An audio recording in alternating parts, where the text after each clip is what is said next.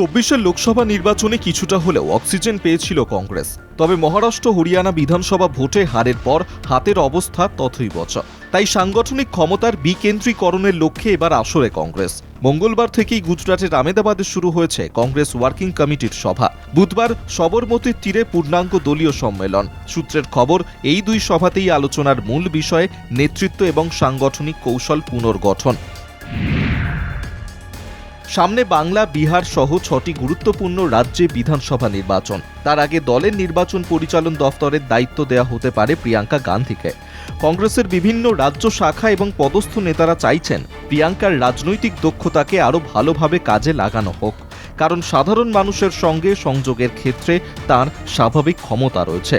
অতীতে উত্তরপ্রদেশ এবং হিমাচল প্রদেশেও তার আভাস পাওয়া গিয়েছে। তাই দলে প্রিয়াঙ্কা গান্ধীকে আরও নির্দিষ্ট এবং আরও বড় ভূমিকা দেওয়ার কথা ভাবা হচ্ছে। মোদির গড়ে বসে মোদির কৌশলকে হাতিয়ার করে মোদিকেই ক্ষমতাচ্যুত করার টার্গেট নিয়েছে কংগ্রেস। রাহুল মনে করছেন ২০২৯-এর লোকসভা ভোটের আগেও গুরুত্বপূর্ণ হচ্ছে ২০২৭-এ গুজরাটের বিধানসভা নির্বাচন।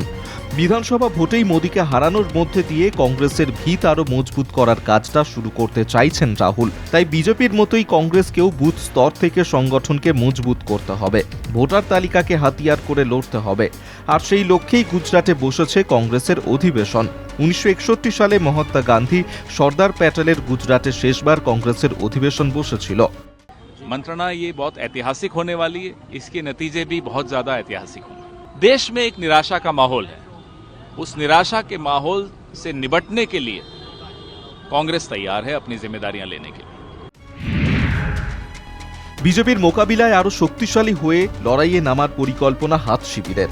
দেশে বিকল্প জোট সরকার গড়তে হলে কংগ্রেসকে নিজেকে ১৫০ থেকে ২০০ আসন পেতে হবে। তার জন্য জেলা স্তরে সংগঠন মজবুত করতে হবে। এবছর বিহার বিধানসভা নির্বাচন ছাড়া আর কোনো ভোট নেই। তাই এআইসিসি অধিবেশন আয়োজন করে দলের নেতাকর্মীদের চাঙ্গা করতে চাইছে কংগ্রেস। কলকাতা টিভি।